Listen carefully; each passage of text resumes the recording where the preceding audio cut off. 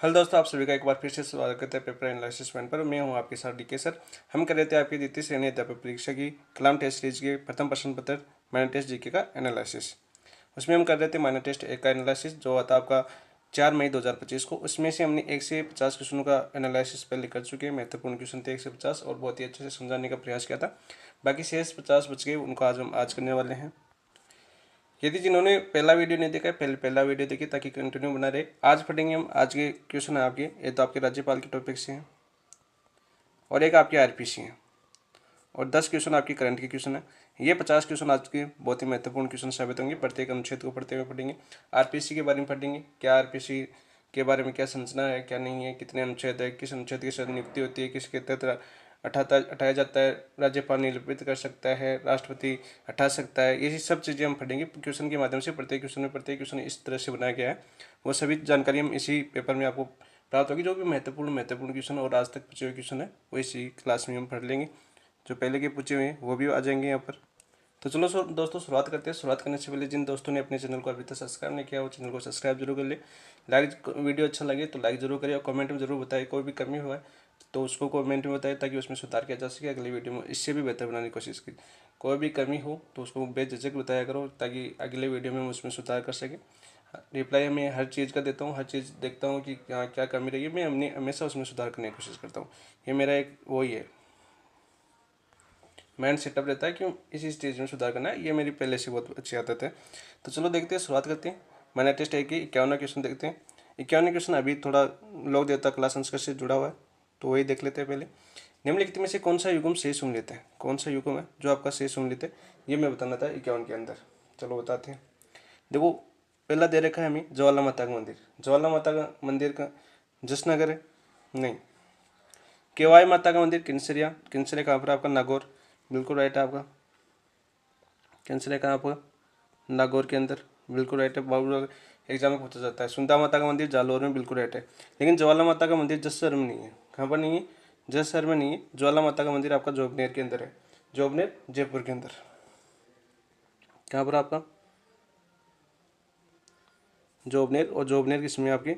जयपुर के अंदर रेनवाल की तरफ पड़ता है और इसमें जोबनेर है। और जो आपकी जो ज्वाला माता है वो कोई किस वंश की कुल देवी? आपकी खंगारोत वंश की कुल देवी है। वंश की कुल देवी। ठीक है, तो इसका आंसर क्या हो जाएगा आपका? बी और सी सही है, तो इसका आंसर हो जाएगा आपका ऑप्शन नंबर 2। ठीक है, ये तो हो गया आपका। सुधा माता मंदिर के बारे में और क्या पूछा जाता है? देखो जालौर में तो है, लेकिन यहाँ पर सबसे पहला आपका राजस्थान का सबसे पहला रोपवे कहाँ लगाया गया था? आपका सुधा माता मंदिर के ऊपर लगाया गया था 2006 के अंदर। 2006 में लगाया गया था फर्स्ट रोपवे। काफ़ी बार एग्जाम में पूछा जा चुका है। जो केवाई माता है आपकी किन्सरिया नागौर के अंदर, यहाँ पर देखो चौहानों की 10 शिलालेख प्राप्त हुए हैं। अभी भी 10 शिलालेख ऐसे कैसे हैं? काफ़ी बार पूछा जा चुका है कि 10 शिलालेख किस देवी के मंदिर में रखे हुए हैं। तो 10 शिलालेख है वो केवाई माता के मंदिर में रखे हुए हैं, किन्सरिया नागौर के अंदर स्थित है। और ये जो शिलालेख है वो किस राजवंश से संबंधित है? आपके चौहान राजवंश से संबंधित है। किस संबंधित? आपके चौहान राजवंश से संबंधित है। चलो, तो ये आपका 51वां क्वेश्चन मैंने कंप्लीट बता दिया कौन सा माता कहाँ पर है। तो इसका आंसर हो जाएगा आपका ऑप्शन नंबर 2। नेक्स्ट देखते हैं क्वेश्चन नंबर 52 क्या था आपका। 52 देखो दिया हुआ है हमें, निम्न में से सही सम्मिलित युग्म नहीं है। निम्न में से सही सम्मिलित युग्म नहीं, ये मैं बताना था। ठीक है, देखो पहला दे रखा हमें नारायणी माता का मंदिर राजगढ़ अलवर के अंदर। बिल्कुल सही सम्मिलित है। नारायणी माता को आपको नए जाति कुल देवी बोलते हैं, मैंने कल भी बताया था। नए जाति की कुल देवी काफ़ी बार एग्जाम में पूछा जा चुका है। सरिस्का अभ्यारण्य के पास में स्थित है ये नारायणी माता का मंदिर। आवरी माता का मंदिर, आवरी माता का मंदिर है ये आपके जयसोल बाड़मेर के समुद्र नहीं है, ये आपके मेवाड़ में जो गोहिल वंश थे उनकी कुल देवी थी आपकी आवरी माता। तो मेवाड़ में है तो आपकी कौन हो जाएगा? आपका चित्तौड़गढ़। इसका मंदिर आपके निकुंभ चित्तौड़गढ़ के अंदर। निकुंभ चित्तौड़। ठीक है, तो यहाँ पर असुमलित कौन सा हो गया? आपका ऑप्शन नंबर 2 असुमलित हो गया। आपका आंसर हो जाएगा ऑप्शन नंबर 2। ब्राह्मणी माता सोरसेन 12 के अंदर है। एकमात्र माता है जिसमें देवी की पीठ की पूजा की जाती है। काफ़ी बार एग्जाम पूछा जा चुका है। एकमात्र देवी जिसकी पीठ की पूजा की जाती है। पीठ की पूजा की जाती है। की जाती है। ठीक है, ये आपके क्वेश्चन 12 काफी बार पूछा है। आई माता, आई माता बिलाड़ा जोधपुर के अंदर है। आई माता में क्या है, बिलाड़ा जोधपुर के अंदर है। और इसके बारे में जो आपकी सिरवी जाति है, कौन सी जाति, सिरवी जाति की कुलदेवी, बार बार एग्जाम में पूछा जा चुका है। सिरवी जाति कुलदेवी, सिरवी जाति की कुलदेवी। और जो आई माता का मंदिर है, ये भी पूछा जा चुका है कि किस नदी किनारे है। ज्योग्राफी का क्वेश्चन भी समझे यहाँ पर। जो आई माता का मंदिर है, जो लूणी की सहायक नदी है, लूणी आपकी नदी है, लूणी नदी, इसकी सहायक नदी कौन सी आपकी, सुकड़ी नदी किनारे स्थित है। कौन सी नदी के किनारे स्थित है, सुकड़ी नदी किनारे से स्थित है आपका आई माता का मंदिर। सिरवी जनजाति की कुलदेवी है आपकी आई माता। ये क्वेश्चन बार बार एग्जाम पूछा जा चुका है। एक माता देवी जिसकी पेट की पूजा की जाती है, वो कौन सी आपकी, ब्राह्मणी माता। सोरसेन 12 में इसका मंदिर है। ये भी एक बहुत बार एग्जाम पूछा जा चुका है। नारायणी माता का मंदिर अलवर में है, नई जाति कुल देवी, बहुत बार एग्जाम पूछा जा चुका है। आवरी माता का मंदिर निकुंज चित्तौड़गढ़ में गोयल वंश से संबंधित थी, तो ये भी आपका एग्जाम बहुत बार पूछा जा चुका है। तो इसका आंसर हो जाएगा आपका 52 का ऑप्शन नंबर 2। नेक्स्ट देखते हैं क्वेश्चन नंबर 53 क्या आपका। क्वेश्चन नंबर 53 आया था आपका, निम्न में से अग्नि से स्नान करने वाली व मेवल की महारानी के रूप में कौन सी लोक देवी विख्यात है। देखो, जो देवी थी वो अग्नि से तो स्नान करने के कारण प्रसिद्ध हुई, ठीक है। वह मेवल की महारानी थी के रूप में कौन सी लोक देवी विख्यात आपकी, कालिका माता, बरवड़ माता, इंडाना माता या घेवर माता। तो कौन सी माता है आपकी, वो है आपकी इंडाना माता। कौन सा हो जाएगा, इंडाना माता। ऑप्शन नंबर 3 आपका राइट आंसर हो जाएगा। और इंडाना माता का मंदिर कहाँ स्थित है आपकी, उदयपुर के अंदर स्थित है। कहाँ पर स्थित है, उदयपुर के अंदर स्थित है। कालिका माता का मंदिर कहाँ पर स्थित है आपके, चित्तौड़गढ़ के अंदर स्थित है। कहाँ पर स्थित है, चित्तौड़गढ़ के अंदर स्थित है, ठीक है। घेवर माता आपको पता है, घेवर माता आपके राजसमंद झील के किनारे स्थित है। घेवर माता मंदिर बार बार एग्जाम पूछा जा चुका है, राजसमंद, ठीक है। घेवर माता का मंदिर राजसमंद हो गया, ठीक है। बरवड़ माता का मंदिर कहाँ पर आपका, ये आप कमेंट में बता देना। एक क्वेश्चन तो आपके लिए भी बनता है। नेक्स्ट क्वेश्चन करते हैं, क्वेश्चन नंबर 54 क्या है, इसका आंसर हो जाएगा आपका ऑप्शन नंबर 3 इंडाना माता, ठीक है। 54 क्वेश्चन क्या आता है आपका, देखो, चारण चर्चाई से क्या अभिप्राय है। जो आपके चारण है और उनके जो चारण जाति है, उनकी चर्चाई से क्या संबंध है। देखो, चारण उत्सव से नहीं है, ये बिल्कुल बात गलत है। चारण लोकगीतों से संबंधित नहीं है, करणी माता की स्तुतियों से संबंधित है। तो ऑप्शन नंबर 3 आपका राइट आंसर हो जाएगा 54 का। क्या हो जाएगा, जो करणी माता का मंदिर कहाँ पर आपका, देशनोक बीकानेर के अंदर है। देशनोक बीकानेर कहाँ पर स्थित है आपकी, देशनोक बीकानेर के अंदर स्थित है। चूहों की देवी बोला जाता है इसको, चूहों की देवी। और जहाँ पर इसका जो सफ़ेद चूहा है उसको क्या बोला जाता है, ये भी पूछा जा चुका है। सफ़ेद चूहा उसको काबा बोला जाता है। क्या बोला जाता है आपका, काबा बोला जाता है, ठीक है। बाकी करणी माता के बारे में और भी इनकी जो करणी माता थी, इनकी माता कौन थी, उनके बारे में पूछा जाता है क्वेश्चन, बार बार क्वेश्चन पूछा जाता है करणी माता से संबंधित। आप अच्छे से करणी माता को अच्छे से नोट करना, ठीक है। तो इसका आंसर हो जाएगा आपका ऑप्शन नंबर 3। 54 का आंसर क्या हो जाएगा, ऑप्शन नंबर 3। नेक्स्ट देखिए क्वेश्चन नंबर 55, निम्न में से सांबर की 54 कुलदेवी कौन सी है। सांबर जो आपके संपात लक्ष्यपति से संबंधित था, उस समय वहाँ पर सांबर में जो शासन था उनका किसका था, आपका चौहानों का शासन था। तो देखो, सबकंबरी माता से था, शिला देवी से था, ज्वाला माता से था या नागनेच माता से था। तो 55 में आपका आंसर क्या हो जाएगा, आपका 56। तो आप सभी को विदित है कि जो चौहान है उनकी कुलदेवी आपकी शाकंभरी माता। कौन सी आपकी, शाकंभरी माता। तो आपका आंसर हो जाएगा ऑप्शन नंबर 1 राइट आंसर हो जाएगा, ठीक है। नागणेची माता किनकी कुलदेवी आपकी, नागणेची माता आपकी राठौड़ी कुलदेवी है। किनकी कुलदेवी है, राठौड़ी कुलदेवी। वहीं आप करनी माता का देख लेना वापस, करनी माता को जो बीकानेर की राठौड़ है उनकी कुलदेवी कौन आपकी, करनी माता है, ठीक है। ये भी आप याद रखना। और शिला माता आपको पता है मान सिंह ने इसका मंदिर बनाया था, कहाँ पर आपकी, जयपुर के रानी से संबंधित है, जयपुर के राजवंश से संबंधित है। जयपुर में कौन सा राजवंश था आपका, कछवाहा राजवंश था। ये भी आप याद रखना। तो इसका आंसर हो जाएगा आपका ऑप्शन नंबर 1 शाकंभरी माता। और शाकंभरी माता के बारे में हम जाने तो सांबर, राजस्थान का जो सांबर क्षेत्र है, विग्रहराज और जो विग्रहराज और जो पृथ्वीराज चौहान थे ना, उनको शाकंभरी माता को अपना रक्षक मानते थे। कौन, विग्रहराज और पृथ्वीराज। विशेषतः पूछा जाता है कि पृथ्वीराज चौहान की कुलदेवी कौन सी थी, शाकंभरी माता। ये भी आप याद रखना। ऑप्शन नंबर 1 आपका राइट आंसर हो जाएगा 55 का। नेक्स्ट क्वेश्चन नंबर 56, राज्यपाल की शपथ। अब राज्यपाल स्टार्ट हो गया अपना। राज्यपाल की शपथ के संबंध में निम्नलिखित में से किस शब्दावली का प्रयोग संविधान में नहीं किया गया। जो आपके राज्यपाल है वो शपथ लेता है। किस अनुच्छेद के तहत लेता है? अनुच्छेद 159। देखो सबसे पहले तो ये याद होना जानना चाहिए, राज्यपाल शपथ लेता है अनुच्छेद 159 के तहत। ठीक है। निम्नलिखित में से किस शब्दावली का प्रयोग इसमें नहीं किया गया? देखो आपकी प्रेस और किया गया है, आपका प्रोटेक्ट किया गया है, प्रोक्लाइम नहीं किया गया, आपका डिफेंड भी किया गया है। तो 156 का आंसर क्या हो जाएगा? आपका ऑप्शन नंबर 3 आपका राइट आंसर हो जाएगा। इसका प्रयोग आपके संविधान में नहीं किया गया, शब्दावली में नहीं किया गया, नहीं किया गया। ठीक है, तो इसका आंसर हो जाएगा आपका 56 का ऑप्शन नंबर 3। नेक्स्ट देखिए क्वेश्चन नंबर 57। सर्वोच्च न्यायालय के मुख्य न्यायाधीश जिन्होंने राजस्थान के कार्यवाहक राज्यपाल के रूप में कर्तव्य निर्वहन किया है वो कौन थे आपके? न्यायाधीश के डी शर्मा नहीं, न्यायाधीश DP गुप्ता नहीं, न्यायाधीश PN भगवती नहीं। तो कौन थे आपके? न्यायाधीश आपके JS वर्मा। काफ़ी बार एग्जाम में रिपीट हो चुका आपका ये क्वेश्चन, सेम यही ऑप्शन आती है, बार बार रिपीट हो चुका है। कौन थे आपके? JS वर्मा। तो ऑप्शन नंबर 4 आपका राइट आंसर हो जाएगा 57 का। नेक्स्ट देखते हैं क्वेश्चन नंबर 58। राजस्थान के प्रथम एवं एकमात्र राज्यपाल, राजस्थान के प्रथम एवं एकमात्र राज्यपाल जिनको किसी दूसरे राज्य के राज्यपाल का अतिरिक्त कार्यभार सौंपा गया वो कौन थे आपके? कल्याण सिंह थे, सरदार जोगिंदर सिंह थे, रघुकुल सिंह थे, या OP मेहरा थे? तो यहाँ पर कौन आ जाएगी आपकी? कल्याण सिंह थे। कौन थे आपके? कल्याण सिंह थे, जिनका अतिरिक्त कार्यभार किस राज्य का सौंपा गया था? इन्हें हिमाचल प्रदेश का। कहाँ का सौंपा गया था? इन्हें हिमाचल प्रदेश का अतिरिक्त कार्यभार सौंपा गया था।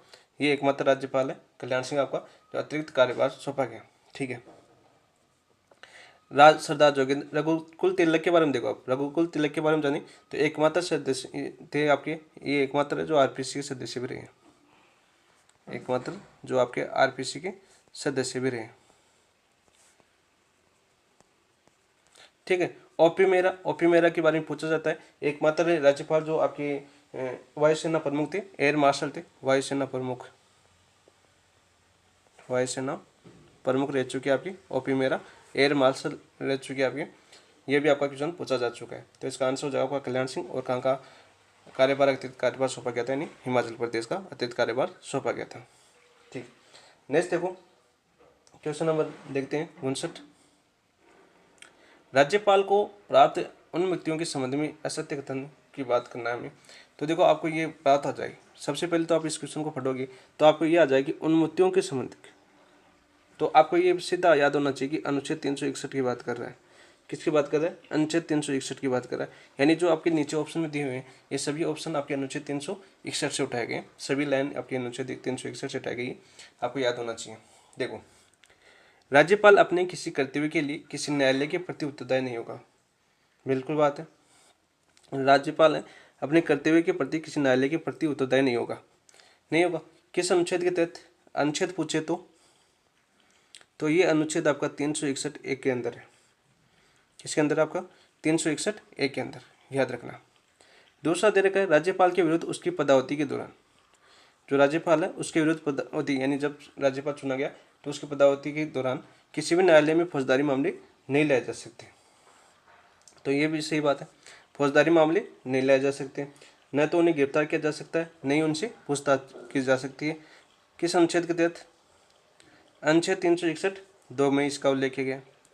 अनुच्छेद 361(2) में है कि राज्यपाल जब तक पदावधि के दौरान है तो उसका ये जो आपके न्यायालय हैं जो फौजदारी मामले उन पर न तो उनको गिरफ्तार किया जा सकता है, नहीं उन्हें पूछताछ के लिए बुलाया जा सकता है। ठीक है। तीसरा ऑप्शन देखो आपका, ये तो आपका सही है, पहला सही था, दूसरा सही था। तीसरा देखो, राज्यपाल के विरुद्ध उसकी पदावधि के दौरान व्यक्तिगत कार्य यानी निजी कार्य, व्यक्तिगत का कार्य मतलब क्या होता है? निजी कार्य, किस संबंध में किसी न्यायालय के दीवानी मामले नहीं लाए जा सकते। देखो दीवानी मामले लाए जा सकते हैं, ये आपका गलत हो जाएगा, दीवानी मामले लाए जा सकते हैं। देखो इसका प्रावधान अनुच्छेद कौन से में आपका, इसको समझते हैं पहले। इसका प्रावधान आपके अनुच्छेद 361(4) के अंदर। किसके अंदर है? कि 361(4) के अंदर। इसमें तो देखो आपकी राज्यपाल अपना कौन? राज्यपाल। जैसे मान लो अभी हरिभाऊ बागड़े है तो यदि मान लो वही है राज्यपाल, एग्जाम्पल के तौर पर मान लेते हैं, यदि वो क्या करते हैं उनके निजी कार्य के लिए, अपने निजी स्वार्थ के लिए कोई मामला होता है, उसका दीवानी मामला होता है तो उस पर लाया जा सकता है। ठीक है, व्यक्तिगत कार्य के लिए, व्यक्तिगत कार्य के लिए न्यायालय में दीवानी मामले को लिया जा सकता है, लिया तो जा सकता है अनुच्छेद 361। लेकिन इसके लिए एक शर्त है। शर्त क्या है? वो शर्त आपको याद होनी चाहिए। राज्यपाल को 2 माह पहले, यानी कम से कम 60 दिन पहले, 2 माह पहले पूर्व लिखित नोटिस देना होगा कि हम आपके विरुद्ध दीवानी मामला लेके आ रहे हैं। तब तक तो काम चल जाता है, 2 माह तक तो वो अपना जुगाड़ उठा लेते हैं, पर ऐसा नहीं होता। एक नोटिस, ये कमजोरी होती है अपनी संविधान की। 2-2 माह पहले उनको नोटिस दे दिया जाता है, लिखित नोटिस दिया जाता है कि दीवानी मामले के लिए हम आपके विरुद्ध लेके आ रहे हैं न्यायालय में, तो ये लिखित नोटिस देना पड़ता है। तो इसका मतलब ये असत्य हो गया। चौथा देखो, आपका चौथा ऑप्शन क्या है, तीसरा समझ गए हो गया आप। चौथा दे रखा था हमें, राज्यपाल की पदावधि के दौरान किसी भी न्यायालय द्वारा उसके विरुद्ध गिरफ्तारी के आदेश जारी नहीं किए जा सकते। बिल्कुल राइट बात है, गिरफ्तारी के आदेश है वो जारी नहीं किए जा सकते यदि वो राज्यपाल के पद पर है। इसका उल्लेख कौन से में आपकी अनुच्छेद 361 में तो है ही है। तो अनुच्छेद 361 के भाग कौन सी आपकी 3 के अंदर इसका उल्लेख है। तो मैंने पूरा अनुच्छेद 361 समझा दिया, आपको पूरी चीज़ें बता दी। तो इसका आंसर क्या हो जाएगा आपका, असंगत कौन सा था क्वेश्चनों के अनुसार, ऑप्शन नंबर 3 आपका असंगत था। तो 59 का आंसर हो गया आपका ऑप्शन नंबर 3। नेक्स्ट देखो क्वेश्चन नंबर 60 देखते हैं। निम्नलिखित में से राजस्थान के वह राज्यपाल जो राजस्थान में राष्ट्रपति शासन के दौरान राजस्थान में राज्यपाल पद पर, बहुत इंपॉर्टेंट है, बार बार पूछा जाता है, राष्ट्रपति पद पर नहीं रहे, सॉरी राज्यपाल पद पर नहीं रहे, राष्ट्रपति का नाम आ गया। तो राष्ट्रपति शासन के दौरान, तो आपको यह पता होना चाहिए राष्ट्रपति शासन किस अनुच्छेद के तहत लगता है। अनुच्छेद 356 के तहत की बात हो रही है। ठीक है, देखो राजस्थान में अब तक राष्ट्रपति शासन पहले देख लेते हैं कौन सा नहीं है। यहाँ पर देखो राजस्थान अपना प्यारा सा राजपूताना है अपना। इस राजस्थान में अब तक 4 बार राष्ट्रपति शासन लग चुका है। कितनी बार लग चुका है, 4 बार। देखो मैं चारों बता देता हूँ यहाँ पर। प्रथम कब लगा था आपका, प्रथम लगा था आपका 13 मार्च 1967 को। और ये चला कब तक था, ये चला था आपका 21 जून 1967 तक। सबसे छोटा कार्यकाल था ये, 21 जून 67 चला था। उस समय देखो राज्यपाल तो कौन थे, उस समय राज्यपाल बता देता हूँ साथ साथ, ताकि आपका क्वेश्चन भी सही हो जाए। उस समय जब लगा था तब तो थे आपके संपूर्णानंद। कौन थे आपके, संपूर्णानंद। लेकिन ये जब समाप्ति हो रहा था तब दूसरे राज्यपाल भी आ गए थे, कौन, हुकुम सिंह। दोनों आपको याद होनी चाहिए आपकी। समाप्ति के समय कौन थे, हुकुम सिंह, और लग रहा था तब कौन थे आपके, संपूर्णानंद थे। ठीक है, साथ में सीएम भी याद कर लो साथ साथ। सीएम कौन थे आपके, मोहनलाल सुखाड़िया, मोहनलाल सुखाड़िया। कौन थे, मोहनलाल सुखाड़िया था। सबसे छोटी अवधि, यहाँ पर ये भी याद कर लो, सबसे छोटी अवधि, कम अवधि तक लगा था ये। तो देखो यहाँ पर क्या आ गया, संपूर्णानंद आ रहा है क्या, नहीं आ रहा है इसमें। हुकुम सिंह आ रहा है आपका, हुकुम सिंह भी नहीं आ रहा, हाँ आ रहा है हुकुम सिंह। तो ये तो था। ठीक है, पहला ऑप्शन तो आपका क्लियर हो गया। दूसरा देखो आपका, दूसरा कब लगा था आपका राष्ट्रपति शासन, द्वितीय लगा था आपका 30 अप्रैल 1977 को। इसमें कारण क्या था, देखो इसमें कारण नहीं बताया मैंने। कारण था इसमें चौथी जो आपकी विधानसभा थी, कौन सी, चौथी विधानसभा, इसमें स्पष्ट बहुमत नहीं था। क्या नहीं था, बहुमत नहीं था, बहुमत नहीं था, ऐसे लिख देता हूँ। ठीक है, देखो दूसरा लगा था आपका 30 अप्रैल 1977 को। 30 अप्रैल 1977 की बात है। और ये 30 अप्रैल 1977 से लगकर कब तक चला था, ये चला था आपका 21 जून 1977 तक। ये भी जून 1977 को खत्म हुआ था। इस समय आपके जो राज्यपाल थे, जो जब लगा था तब तो राज्यपाल थे आपके वेदपाल त्यागी। कौन थे आपके, वेदपाल त्यागी। चलो तब तो वेदपाल त्यागी थे। और जब ये 18 था तब आ गए थे आपके रघुकुल तिलक। कौन आ गए थे आपके, रघुकुल तिलक आ गए थे। ठीक है, दोनों राज्यपाल याद करना। ठीक है, और उस समय आपके सीएम कौन थे आपके, हरिदेव जोशी। कौन थे आपके, हरिदेव जोशी थे। चलो कारण क्या था, केंद्रीय निर्देश पर, मतलब प्रधानमंत्री ने जोरामदी लगा दिया, केंद्रीय निर्देश था, इस पर कोई कारण नहीं था, जबरदस्ती राष्ट्रपति शासन लगाया गया था ये। तीसरा देखिए, तीसरा कौन सा था आपका, तीसरा थर्ड राष्ट्रपति शासन कब लगा था आपका, ये लगा था, देखो डेट भी याद रखना है इनकी, 17 फरवरी 1980 को। भैरव सिंह बाबा आ गए थे अपने, शेखावत साहब 5 जून 1980 तक चला था। और इसमें भी केंद्रीय निर्देश ही था। उस समय देखो आपका राज्यपाल तो रघुकुल तिलक ही थे। कौन थे आपके, रघुकुल तिलक। ठीक है, और ये रहे थे समाप्त होने तक रघुकुल तिलक ही थे। तो यहाँ पर क्या आ गया था आपका, भैरव सिंह बाबू आ गए थे मुख्यमंत्री देखिए भैरों सिंह शेखावत, और कारण वही केंद्रीय निर्देश था इसका भी तीसरा। तो यहाँ पर देखो 3 ऑप्शन तो हो गए होंगे अपने। तो यहाँ पर देखो कौन सा हो गया आपका, रघुकुल तिलक भी संबंधित थे। तो यहाँ पर अब बलिराम भगत देखो आपका, बलिराम भगत किससे संबंधित होते हैं, काफ़ी दोस्तों को नहीं पता है ये, क्योंकि ये तीसरे राज्यपाल थे जो आपके चौथे राष्ट्रपति शासन के दौरान आए थे। चौथा लगा था, ये कब लगा था आपका 15 दिसंबर 1992 को। और ये कब तक चला था, ये 3 दिसंबर, सबसे लंबा अवधि राष्ट्रपति शासन ये रहा था 93 तक। इसमें 3 राज्यपाल आ गए थे। 3 राज्यपाल कौन थे, जब जब लगा था तो एम चेन्ना रेड्डी थे। कौन थे, एम चेन्ना रेड्डी। ठीक है, फिर आपके धनिक धार मंडल भी आ गए थे आपके। कौन आ गए थे, धनिक धार मंडल, दूसरे आ गए थे धनिक धार मंडल। और तीसरा थे आपके बलिराम भगत। जब समाप्त हो रहा था ये राष्ट्रपति शासन तब बलिराम भगत आपके राजस्थान के राज्यपाल थे। ठीक है, और ये आपका कौन थे, आपकी भैरों सिंह शेखावत इसमें सीएम थे। और कारण देखो, इसका कारण ये था कि बाबरी मस्जिद में उस समय 1992 में दंगे चल रहे थे। बाबरी मस्जिद कि राजस्थान में दंगे न हो जाए, इसी कारण राष्ट्रपति शासन लगा दिया गया, प्रमुख कारण था। और बाबरी मस्जिद का आज नाम भी नहीं है, राम मंदिर बन चुका है यहाँ पर। तो यहाँ पर देखो कौन सा आ गया आपका, बलिराम भगत भी आ गया। तो बच्चा कौन सा आपका, ऑप्शन नंबर 4 बच्चा। ऐसे आपको याद होनी चाहिए सभी। तो ये भी सम्मिलित है, ये सम्मिलित नहीं है, तो ऑप्शन नंबर 4 आपका राइट आंसर हो जाएगा कि निम्नलिखित में से राजस्थान के वह राज्यपाल जो राजस्थान में राष्ट्रपति शासन के दौरान राजस्थान के राज्यपाल नहीं रहे, सुखदेव प्रसाद। वैसे राज्यपाल तो रहे थे, ठीक है, ये याद रखना, राष्ट्रपति शासन के दौरान नहीं रहे, सुखदेव प्रसाद। ये भी सही हो गया आपका ऑप्शन नंबर 4। राष्ट्रपति शासन की पूरी डिटेल पढ़ ली हमने, 4 बार लगा, कब लगा, कैसे लगा, डेट पढ़ ली, राज्यपाल पढ़ ली, और उस समय मुख्यमंत्री कौन थी वो पढ़ लिया। और उसमें कारण क्या था, जैसे पहला राष्ट्रपति शासन लगा उसमें चौथी विधानसभा में बहुमत नहीं था सुखदेव के पास, मोहनलाल सुखाड़िया के पास, सॉरी। तो यहाँ पर क्या हो जाएगा, इस कारण राष्ट्रपति शासन लगा था, तो छोटा सा सबसे छोटा राष्ट्रपति शासन लगा था। दूसरा कारण था केंद्रीय निर्देश पर हृदय जोशी के समय लगा था, 1977 की बात है, तो उसमें कारण केंद्रीय निर्देश पर लग गया। चलो, तीसरा लगा था 80 के अंदर, उसमें बाबूसा आगे थे, बाबूसा के नाम से विख्यात है भैरों सिंह शेखावत, तो उनके काल में केंद्रीय निर्देश। फिर बाबरी मस्जिद के कारण अंतिम लगा था, वो सबसे लंबा लगा था। सबसे लंबे कार्यकाल वाला राष्ट्रपति शासन कौन सा था, चौथा। तो सभी क्वेश्चन आपके पूछे जा चुके हैं। नेक्स्ट क्वेश्चन नंबर 61 करते हैं। राष्ट्रीय विधि विश्वविद्यालय जोधपुर के का कुलाधिपति कौन होता है। जो राष्ट्रीय विधि विश्वविद्यालय है ना, विधि का कुलाधिपति कौन होता है, भारत का राष्ट्रपति नहीं होता, राजस्थान का राज्यपाल भी नहीं होता, सर्वोच्च न्यायालय का मुख्य न्यायाधीश भी नहीं होता, राजस्थान उच्च न्यायालय का मुख्य न्यायाधीश होता है। तो ऑप्शन हो जाएगा ऑप्शन नंबर 4।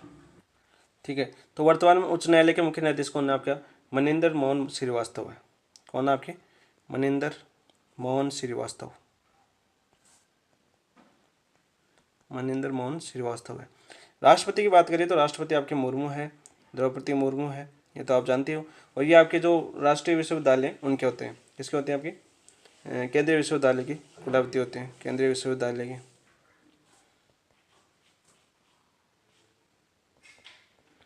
केंद्रीय विश्वविद्यालय के कुलाधिपति होते हैं कौन, राष्ट्रपति। और जो राज्यपाल है, राज्यपाल वर्तमान में आपके राजस्थान के कौन है, आपके हरिभाऊ बागड़े है ना, हरिभाऊ बागड़े।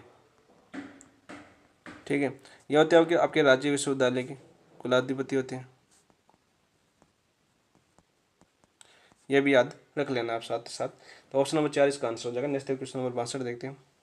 राजस्थान में सबसे न्यूनतम अवधि का राष्ट्रपति शासन कब लगा था, अभी बताया था मैंने, मोहनलाल सुखाड़िया के समय लगा था 1967 के अंदर, पहला राष्ट्रपति शासन लगा था, सबसे न्यूनतम कार्यकाल वाला था। उस समय राज्यपाल कौन थे, कमेंट में बताओ, अभी लगा था तब राज्यपाल कौन थे, देखते हैं आपको याद है कि नहीं। नेक्स्ट देखिए क्वेश्चन नंबर 63। निम्नलिखित में से किस अनुच्छेद के उपबंध में को राज्यपाल के अधिकार के रूप में वर्णित किया गया, किस उपबंध को राज्यपाल के अधिकार के रूप में वर्णित किया गया। देखो, अनुच्छेद 174 को, अनुच्छेद 175 को, अनुच्छेद 176 को, अनुच्छेद 213 के तहत। तो राज्यपाल का अधिकार रूप किया गया आपका अनुच्छेद 175। तो आपका आंसर हो जाएगा ऑप्शन नंबर 2 राइट आंसर हो जाएगा। अनुच्छेद 75 में किसका उल्लेख है, अनुच्छेद देखो, ये भी राष्ट्रपति और राज्यपाल में यहाँ पर अंतर समझना आप। तो अभिभाषण का उल्लेख किस में किया गया है राज्यपाल के लिए, अभिभाषण का उल्लेख, काफी कन्फ्यूज होते हैं, इसका उल्लेख वह तथा संदेश भेजना, तथा संदेश भेजना। तो इसका उल्लेख किया गया आपके अनुच्छेद 175 को। लेकिन अनुच्छेद 176 के तहत राज्यपाल क्या देता है, अभिभाषण देता है। अभिभाषण किसके तहत देता है, अनुच्छेद 176 के तहत, ठीक है।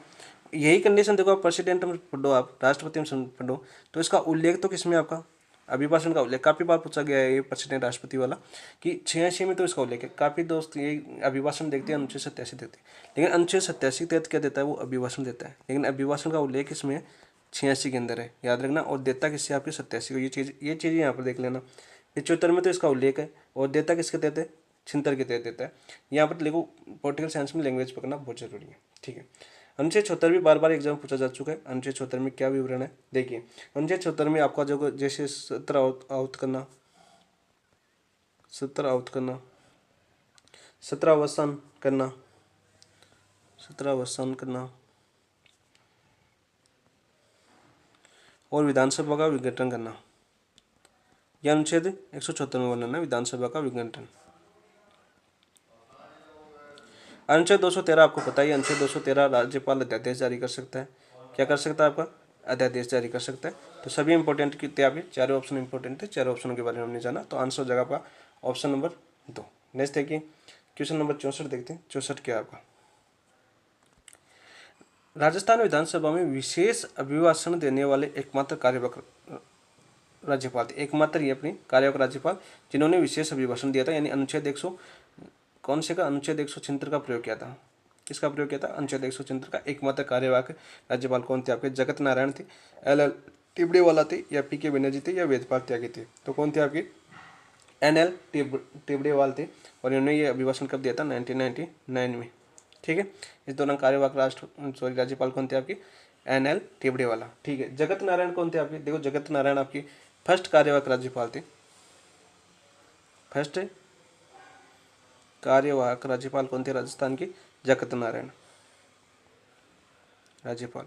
कब थे ये, 1970 की बात है ये, 1970 के अंदर, ठीक है, ये याद रखना। वेदपाल त्यागी अभी हमने राष्ट्रपति शासन के दौरान पढ़ा था वेदपाल त्यागी को। तो आपका आंसर नेक्स्ट देखिए क्वेश्चन, इसका तो आंसर हो गया ऑप्शन नंबर 2। नेक्स्ट देखते हैं क्वेश्चन नंबर 65। राजस्थान विधानसभा के सदस्यों की अयोग्यता से संबंधित विवाद, यानी कोई विधानसभा का सदस्य है, कोई विधायक है, उसकी जो अयोग्यता है, यानी कोई डिग्री वगैरह नहीं हो, 25 वर्ष की आयु पूरी नहीं हो, तो ऐसे निर्णय राज्यपाल किसकी राय से लेता है, राष्ट्रपति के, राजस्थान के मुख्यमंत्री नहीं, राष्ट्रीय निर्वाचन आयोग, राजस्थान राज्य निर्वाचन आयोग, या राजस्थान उच्च न्यायालय। तो विधानसभा के चुनाव कौन करवाता है, विधानसभा का चुनाव करवाता है राष्ट्रीय निर्वाचन आयोग। तो आपका आंसर हो जाएगा ऑप्शन नंबर 2। राज्य निर्वाचन आयोग जो आपके पंचायती राज, नगर प्रशासन, इनके चुनाव कराते हैं, तो ये उसमें आता है आपका, ठीक है। राजस्थान उच्च न्यायालय नहीं। तो आपका हो जाएगा जांच आपके राजस्थान उच्च न्यायालय करता है। तो यहाँ पर क्या हो जाएगा आपका ऑप्शन नंबर 2 निर्वाचन आयोग, ठीक है। किस अनुच्छेद की बात कर रहा है ये, यहाँ पर अनुच्छेद जो अयोग्यता से संबंधित विवाद है, इसका निर्णय राज्यपाल करेगा, तो राय से करेगा। ये इस अनुच्छेद दिया गया आपको शक्ति राज्यपाल को, अनुच्छेद 192 के अंदर। किसके अंदर दी गई, अनुच्छेद 192 के अंदर यह शक्ति दी गई। राजस्थान की बात करें तो राजस्थान के वर्तमान मुख्यमंत्री कौन है आपकी, भजनलाल। राष्ट्रीय निर्वाचन आयोग का संविधान में किस उल्लेख किया गया, अनुच्छेद 124 के अंदर, ठीक है। राजस्थान उच्च न्यायालय कहाँ पर आपका, जोधपुर के अंदर। ऐसे ऑप्शन देखो तो 1-2 क्वेश्चन आपको जोड़ लेना चाहिए, कौन सा कहाँ पर है। नेक्स्ट देखिए क्वेश्चन नंबर 66।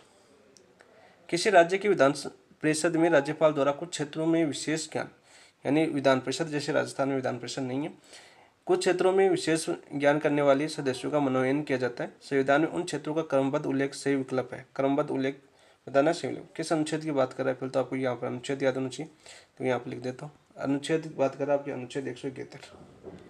राज्यपाल किसके अनुच्छेद के तहत नियुक्ति करता है विधान परिषद में, अनुच्छेद 171। उसमें नियुक्ति क्या है आपकी, देखो उसमें आपके है साहित्य संबंधित होना चाहिए।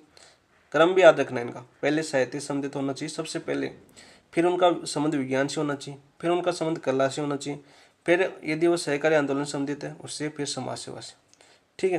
तो क्या कितने हो गए, 1 2 3 4 5, ठीक है। ये 5 प्रावधान होने चाहिए। इन 5 प्रावधानों में से राज्यपाल है जो विधान परिषद के कितने सदस्यों का नियुक्त करता है, विधान परिषद के 1/6 सदस्यों की नियुक्ति करता है, नियुक्ति करता है, ठीक है, ये याद रखना। लेकिन देखो राष्ट्रपति नियुक्ति करें ना, राष्ट्रपति यहाँ से याद करो आप, राष्ट्रपति में आपका सहकारी आंदोलन नहीं आता है, ठीक है। जो आपका ये है आपके कोऑपरेटिव मोमेंट्स, ये नहीं आता आपका। राष्ट्रपति जब नियुक्ति करता है उसमें 4 ही है। कौन कौन से प्रावधान? लिटरेचर से होना चाहिए, साइंस से होना चाहिए, आर्ट्स से होना चाहिए, सोशल सर्विस से होना चाहिए। ठीक है, ये भी याद कर लेना आप साथ साथ। ये तो हो गया आपका अनुच्छेद 171 की बात थी। ठीक है, अब राजस्थान में विधान परिषद देखो। राजस्थान में विधान परिषद की बात आ गई तो विधान परिषद एक बार भेजा गया था इसका प्रस्ताव आपका। विधान परिषद 2012 के अंदर भेजा गया था। अशोक गहलोत सरकार थे, उन्होंने 66 सदस्यीय विधान परिषद का प्रस्ताव संसद को भेजा था, लेकिन संसद ने इसको क्या कर दिया? कैंसिल कर दिया। ऐसे बहुत है, यहाँ पर 200 बहुत है खाने के लिए, ये वापस 66 और खाने लग जाएंगे राजस्थान को तो बहुत बड़ी मुश्किल हो जाएगी, इसलिए इस प्रस्ताव को कैंसिल कर दिया। ठीक है, तो इसका आंसर तो क्या हो जाएगा आपका 66 का ऑप्शन नंबर 4। नेक्स्ट देखते हैं क्वेश्चन नंबर 67 क्या है आपका। अभी हाल में सर्वोच्च न्यायालय ने किस विवाद, देखो ये इंपॉर्टेंट क्वेश्चन है, करंट से संबंधित क्वेश्चन भी हो सकता है ये आपका। अभी देखो यहाँ पर बहुत ज़्यादा चर्चा में रहा था, जगदीश धनखड़ पर जो उपराष्ट्रपति हैं वो भी काफ़ी ज़्यादा सवाल उठाए थे सुप्रीम कोर्ट के बारे में। क्यों उठाए थे? वो यही वाद था, इसी वाद पर उठाया था उन्होंने सवाल। देखो हाल में सर्वोच्च न्यायालय ने किस वाद में अनुच्छेद 200 की न्यायिक व्याख्या करते हुए राज्यपाल की शक्तियों के संबंध में फैसला सुनाया? वो था आपका तमिलनाडु राज्य बनाम तमिलनाडु राज्यपाल का मामला। तो आपका आंसर क्या हो जाएगा? ऑप्शन नंबर 1, तमिलनाडु राज्य बनाम तमिलनाडु राज्यपाल। देखो तमिलनाडु की सरकार थी, तमिलनाडु की सरकार ने बहुत विधेयक पारित किए इस वर्ष, तो उन्होंने क्या किया, बहुत से विधेयक राज्यपाल को भेज दी, राज्यपाल ने कुछ को परमिशन दे दी, कुछ को अपने पास रख ली। ठीक है, किसके तहत रख सकता है वो अपने पास? अनुच्छेद 201 के तहत। 200 201 दोनों पूछे जाते हैं। 201 के तहत रख सकता है राष्ट्रपति की स्वीकृति के लिए। उसने राष्ट्रपति को भेज दिए राज्यपाल, तो तमिलनाडु राज्य सुप्रीम कोर्ट आता है कि हमारे जो विधेयक पास हुए थे उनको अनुमति नहीं दे रहे राज्यपाल हमारे। तो क्या हुआ, सुप्रीम कोर्ट ने आदेश दिया कि राज्यपाल और राष्ट्रपति दोनों को आदेश किया कि कोई भी यदि परमिशन आती है, कोई भी राज्य उनके पास विधेयक होता है तो 2-3 माह के अंदर अंदर उनको परमिशन देनी होगी, उस विधेयक पर कुछ फैसला करना होगा। पहले क्या था, अनलिमिटेड था, जब तक चाहे जब तक राज्यपाल रख सकता है, लेकिन फिर क्या किया सुप्रीम कोर्ट ने इसका निर्णय सुनाया कि 3 माह से अधिक नहीं रख सकता, 3 माह के अंदर उनको बताना ही पड़ेगा। तो इस पर क्या हो गया, वाद हो गया, और उपराष्ट्रपति जगदीश धनखड़ ने कहा कि एक सुपर संसद के रूप में काम कर रहा है, सर्वोच्च न्यायालय को इसके रूप में काम कर रहा है, आपके सुपर संसद के रूप में काम कर रहा है। तो ये काफ़ी चर्चा का विषय बन गया। तो यहाँ पर देखो आपको अनुच्छेद 200 और 201 दोनों को बहुत इंपॉर्टेंट, राजस्थान के एग्जामों में 200 और 201 बहुत बार पूछा जा चुका है। इनकी परिभाषा दोनों, इनकी उल्लेख क्या है वो दोनों याद करना। देखो क्या था, ऑप्शन नंबर 1 आपका राइट आंसर। तो मैं दोनों बता देता हूँ यहाँ पर। देखो अनुच्छेद 200 क्या है आपका? अनुच्छेद 200 है विधानसभा, जो आपका विधानमंडल है, विधानमंडल द्वारा कोई पारित होता है, पारित विधेयक, विधानमंडल जो आपकी विधानसभा है वो विधेयक पारित करती है, तो पर राज्यपाल अनुमति देता है, उस पर राज्यपाल की अनुमति से प्रावधान संबंधित है। अनुमति लेनी पड़ती है। घोषणा कौन करता है? राज्यपाल करता है। तो अनुच्छेद 200 में प्रावधान है। और संविधान में है ना, अनुमति की समय अवधि निर्धारित नहीं है, क्योंकि आपका चर्चा विषय है तो ये भी याद रखना चाहिए आपका। मूल संविधान में अनुमति समय अवधि निर्धारित नहीं है, कब तक भी रख सकता है, निर्धारित नहीं है, यह चीज़ याद होनी चाहिए। ये तो आ गया आपका। अनुच्छेद 201 क्या है आपका? अनुच्छेद 201 है राज्यपाल राष्ट्रपति के पास भेज सकता है उसको नियुक्ति के लिए। देखो राज्यपाल है उस विधेयक को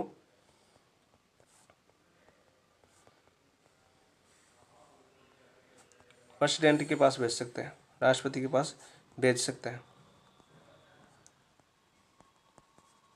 ठीक है, तो भेज दिया, लेकिन देखो इसमें भी राष्ट्रपति है, हाँ भेज दिया, 200 हो गया ये आपका भेज सकता है, और राष्ट्रपति उसे पुनर्विचार के लिए लौटा सकता है। ठीक है, और फिर यदि राष्ट्रपति के पास ये वापस जाता है तो राष्ट्रपति इसके लिए बाध्यकारी नहीं है कि अनुमति दे ही। ठीक है, ये भी आप याद रखना, इसके लिए बाध्यकारी नहीं। ये संसद का अलग मामला, संसद यदि भेज देती, सुप्रीम कोर्ट वो कॉलेजियम पद्धति वाला अलग मामला है, उसमें राष्ट्रपति को देनी पड़ती है। संसद का शायद उल्टा था, हाँ। इसमें क्या है ना, राष्ट्रपति को अनुमति नहीं है, ये चीज़ भी याद रखना आप। तो इसका हो जाएगा तमिलनाडु राज्य बनाम तमिलनाडु राज्यपाल का मामला, इंपॉर्टेंट है, अपने राज्यपाल टॉपिक है इसलिए। 68 देखिए आपकी। देखो राज्य विधानमंडल द्वारा पारित को साधारण विधेयक, दोनों क्वेश्चन इसी में दे दिए कलाम ने ताकि आपको याद रहे। राज्य विधानमंडल द्वारा पारित कोई साधारण विधेयक जिसे राज्यपाल ने राष्ट्रपति के विचार अधीन आरक्षित रखा है, उस पर राष्ट्रपति राज्यपाल को निर्देश दे सकता है कि वह विधेयक को राज्य विधानमंडल में पुनर्विचार के लिए लौटा दें तथा ऐसे विधेयक पर देश की अवधि के भीतर विधानमंडल द्वारा पुनर्विचार किया जाएगा। अधिकतम अवधि कितनी है, लिखित स्थान की पूरी करनी है, तो 1 माह, 2 माह, 3 माह, 6 माह, तो 6 माह। ठीक है, 6 माह के अंदर विधानमंडल पुनर्विचार करता है और पुनः राज्यपाल को देता है, राज्यपाल के बाद राष्ट्रपति को जाता है। तो इस पर देखो राष्ट्रपति द्वारा अनुमति देना बाध्यकारी नहीं है, ये भी याद कर लेना। यहाँ पर अनुमति देना बाध्यकारी नहीं है, बाध्यकारी नहीं है। ठीक है, इस चीज़ को देखो, ये चीज़ इंपॉर्टेंट बना देती है हर चीज़ को। ऐसी ऐसी छोटी छोटी चीज़ें पकड़ोगे आप तो आपके लिए बहुत ही एग्जाम तक आपका माइंड प्रिपेयर हो जाएगा एग्जाम के क्वेश्चनों को पकड़ने के लिए। नेक्स्ट देखिए क्वेश्चन नंबर 69 देखते हैं। किस अनुच्छेद के अनुसार किसी विधेयक पर राज्यपाल की सिफारिश या मंजूरी केवल प्रक्रिया का विषय है? केवल प्रक्रिया का विषय, अनुच्छेद 255, अनुच्छेद 265, अनुच्छेद 355, अनुच्छेद 365। तो इसका आंसर क्या हो जाएगा आपका 69 में? आपका ऑप्शन नंबर 1 अनुच्छेद 255। विधेयक पर राज्यपाल की सिफारिश या पूर्व मंजूरी केवल प्रक्रिया का विषय है, जरूरी नहीं कि वहां पर सिफारिश ले। अनुच्छेद 255 में इसका उल्लेख है। अनुच्छेद 265 देखो इंपॉर्टेंट है, जो आपका कर लेता है राज्य के, कर किसी द्वारा जो कर्ज लेता है या कर लेता है, कर केवल विधि द्वारा लिया जा सकता है। किसके द्वारा लिया जा सकता है? विधि द्वारा लिया जा सकता है। इसका उल्लेख आपके अनुच्छेद 265 में। अनुच्छेद 355 में क्या आपके संघ कर्तव्य है, संघ क्या आपके कर्तव्य है, वो किसमें आपके अनुच्छेद 355 में। अनुच्छेद 365 क्या है आपका? अनुच्छेद 365 भी इंपॉर्टेंट है। अनुच्छेद 365 क्या आपका? राज्य द्वारा दिशा निर्देश की अवहेलना, राज्य द्वारा दिशा निर्देशों की अवहेलना करने पर कौन निर्णय लिया जाता है कि अवहेलना है इसमें अंदर। यह आपका अनुच्छेद 365 है। तो इसका आंसर हो जाएगा आपका ऑप्शन नंबर 1 अनुच्छेद 255। नेक्स्ट क्वेश्चन नंबर 70 देखते हैं। वह मामला जिसमें सर्वोच्च न्यायालय ने एक ही विषय पर बार बार अध्यादेश जारी करने को संसदीय प्रणाली के विरुद्ध माना, वह मामला कौन सा था? जो सर्वोच्च न्यायालय ने एक ही विषय पर बार बार अध्यादेश जारी करने पर संसदीय प्रणाली को विरुद्ध माना। ठीक है, देखो अध्यादेश से राज्यपाल पढ़ रहे तो अध्यादेश 213 के तहत कर सकता है अध्यादेश जारी, अनुच्छेद 213 अपराध है। तो पी सिंगल बनाम भारत संघवाद था, या डीसी वाधवा बनाम बिहार राज्यवाद, SR बम्बई बनाम भारत संघवाद, रामेश्वर सिंह बनाम बिहार राज्यवाद। तो कौन सा था आपका? डीसी वाधवा बनाम बिहार राज्यवाद का मामला था, जिसमें बार बार अध्यादेश जारी करने को संसदीय प्रणाली के विरोध माना है। ठीक है, यहाँ पर देखो आपका जो PV सिंगल और भारत संघवाद था, ये मामला किससे संबंधित था? ये था आपका राज्यपाल की नियुक्ति और बर्खास्ती किससे संबंधित? राज्यपाल की नियुक्ति व बर्खास्ती इससे संबंधित था आपका PV सिंगल बनाम भारत संघवाद। SR बम्बईवाद काफ़ी बार चर्चा में आता है, काफ़ी बार एग्जाम में पूछा जा चुका है। SR बम्बईवाद वो था आपके राष्ट्रपति शासन से संबंधित। इसमें सर्वोच्च न्यायालय ने कहा था कि अब लिखित स्वीकृति देनी पड़ेगी और सर्वोच्च न्यायालय इसकी न्यायिक जांच की जा सकती है राष्ट्रपति शासन की, कि राष्ट्रपति शासन उस राज्य में लगा तो क्यों लगा। राष्ट्रपति शासन से संबंधित था और राष्ट्रपति शासन मैंने बता दिया अनुच्छेद 356 के तहत लगता है। रामेश्वर बनाम बिहार राज्यवाद था, ये आपकी संपत्ति के अधिकार से संबंधित हुआ था। किस अधिकार से? संपत्ति से संबंधित अधिकार।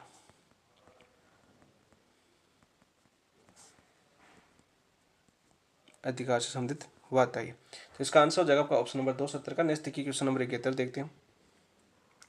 अनुच्छेद 161 में किसी अपराध के लिए सिद्ध दोष ठहराए गए किसी व्यक्ति के दंड में के संबंध में राज्यपाल की कौन सी युक्ति प्राप्त नहीं है, यह मैं बताता। देखो समाधान की शक्ति राज्यपाल को किसके तहत दी गई आपकी? अनुच्छेद 161 के तहत समाधान शक्ति। ठीक है, इसमें देखो वो सजा को क्षमा कर सकता है, परिहार कर सकता है, सॉरी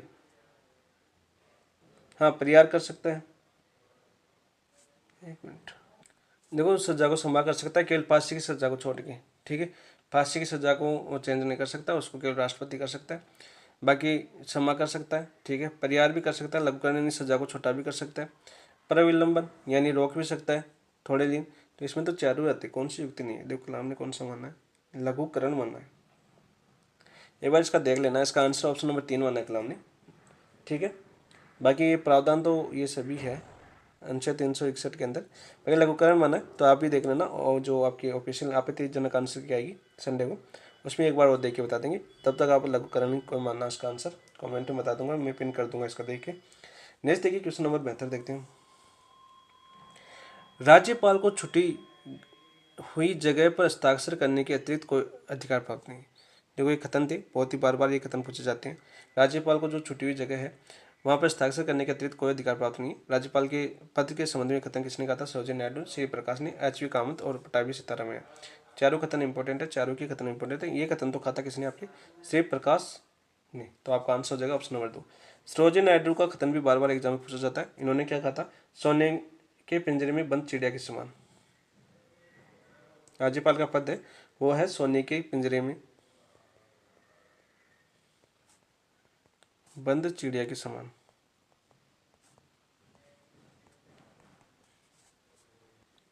ठीक है, सोने में के पिंजरे में बंद चिड़िया के समान राष्ट्रपति का पद माना सरोजिनी नायडू का कथन था। एच.वी. जो कामत है, इनका कथन था कि राज्यपाल की तुलना उससे कठपुतली से की है जिसे एक तरफ मुख्यमंत्री नचाता है, दूसरी तरफ राष्ट्रपति नियंत्रित करता है। मतलब कहने का मतलब ये था, नचाने का मतलब। देखो राज्यपाल, इन्होंने कहा था कि जो राज्यपाल का पद है, राज्यपाल की जो तुलना है, इन्होंने ऐसे शॉर्ट में लिख देता हूँ, तुलना किससे की? आपकी कठपुतली से की। कठपुतली से की। कठपुतली आप जानते हो, नचाना। ठीक है, तो इसमें क्या बोला इन्होंने? एक तरफ तो कौन नचाता है इसको? एक तरफ तो नियंत्रित कौन करता है? आपका सीएम करता है। दूसरी तरफ कौन करता है? आपका प्रेसिडेंट का तो नाम होता है, और वैसे वास्तविक रूप से कौन करता है इसको? पीएम करता है, प्रधानमंत्री। वो एक दूसरे के नीचे रहता है। ये भी आपका। पटाभी सीतारामैया ने क्या बोला था इसके लिए? पटाभी सीतारामैया ने बोला था राज्यपाल के पद के लिए, जो राज्यपाल का पद है उसके लिए इन्होंने बोला था कि राज्यपाल का कार्य सिर्फ मेहमानों की आवाजाही के लिए। इनका कार्य क्या है? आपका मेहमानों की इज्जत करना। ठीक है, उनको चाय भोजन दावत के अलावा कुछ नहीं। ठीक है, मेहमानों का स्वागत करना काम है इनका, और कुछ नहीं है। ये इन्होंने पटाभी सीतारामन ने किया था इस पद के लिए। तो ये चारों कथन आपके एग्जाम में पूछे जा चुके हैं। तो इसका आंसर हो जाएगा आपका 72 का ऑप्शन नंबर 2। नेक्स्ट देखिए क्वेश्चन नंबर 73 देखते हैं।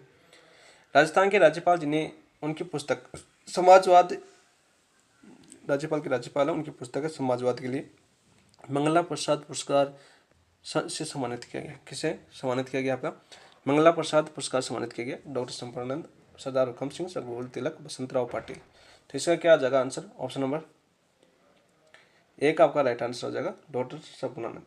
संपूर्णानंद कौन थे आपके? जब पहला राष्ट्रपति शासन लगा था तब ये राज्यपाल थे। पंचायती राज शुरू हुआ था तब ये राज्यपाल कौन थे? संपूर्णानंद थे। ये भी आप याद रखना। ऑप्शन नंबर 1 आपका राइट आंसर हो जाएगा 73। ठीक है, नेक्स्ट देखते हैं वाकई सरदार हुकम सिंह देख लिया था हमने। रघुकुल तिलक आरपीसी के सदस्य रहे, ये क्वेश्चन बार बार पूछा जा चुका है। साथ साथ बसंतराव पाटिल किसी राज्य के सीएम रहे थे, उसका देखो नाम याद नहीं आ रहा, आगे आएगा तो बता देंगे। जैसे मदन लाल खुराना रहे थे दिल्ली के, बसंतराव पाटिल भी रहे थे किसके? आएगा एक क्वेश्चन आगे है, वहाँ बताऊंगा मैं, उन देखने के बाद याद आ जाएगा। नेक्स्ट देखिए क्वेश्चन नंबर 74 देखते हैं। तो देखिए क्वेश्चन नंबर 74 क्या आपका? राजस्थान के राज्यपाल जो राजस्थान उच्च न्यायालय के न्यायाधीश रहे, वो उनका नाम बताना था। बलीराम भगत, निर्मल चंद जैन, शैलेंद्र कुमार सिंह, अनुमान सिंह। तो कौन रहे आपके राजस्थान राज्य उच्च न्यायालय के न्यायाधीश? आपके रहे अंशुमान सिंह। ऑप्शन नंबर 4 आपका राइट आंसर हो जाएगा 76 का।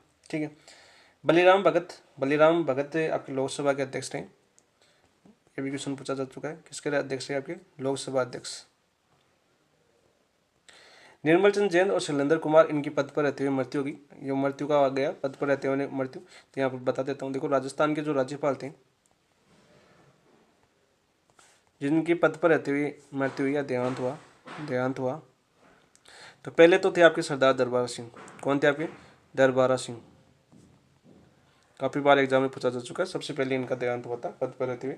फिर आपके 2 नंबर पर हुए थे निर्मल चंद जैन, जो आपका दूसरा ऑप्शन दे रखा है यहाँ पर भी, निर्मल चंद जैन। 3 नवंबर पर हुए थे आपके शैलेंद्र कुमार। कौन होते आपके? शैलेंद्र कुमार सिंह। और 4 नवंबर पर देहांत हुआ था, उनका नाम था प्रभा राव। कौन था उनका? प्रभा राव।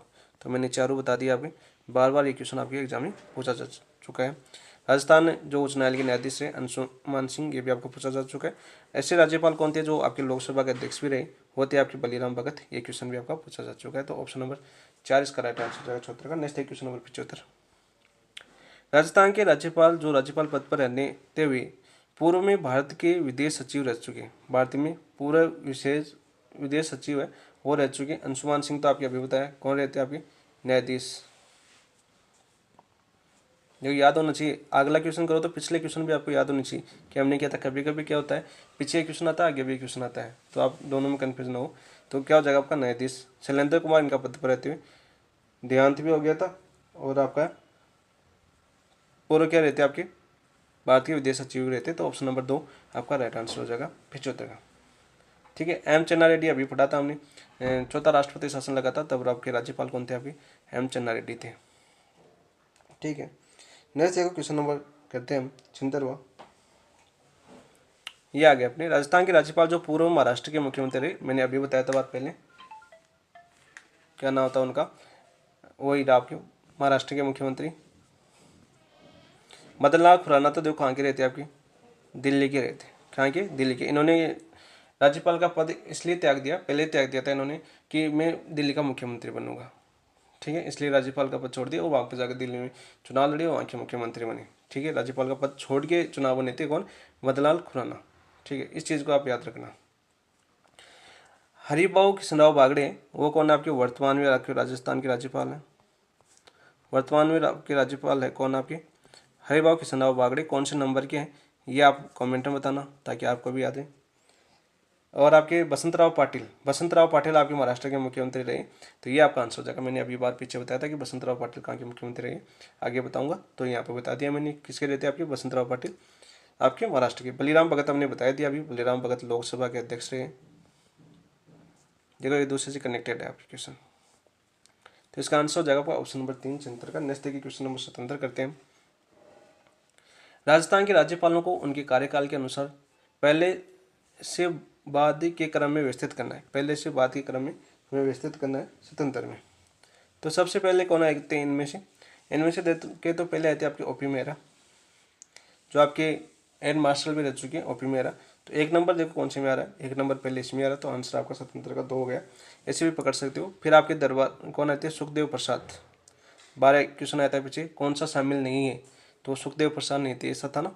तो दूसरे नंबर पर ये थे आपके 4 आ जाएगा। फिर कौन सा आएगा आपका दरबार ये देवी प्रसाद चट्टोपाध्याय। ठीक है, फिर आए थे आपके दरबार सिंह जो पद पर रहते हुए सबसे प्रथम राज्यपाल कौन थे जिनका पद पर रहते देवांत हुआ दरबारा सिंह थे। तो आपका आंसर क्या हो जाएगा 1 4 3 2 ऑप्शन नंबर 2 आपका राइट आंसर हो जाएगा स्वतंत्र का। नेक्स्ट देखिए क्वेश्चन नंबर 78।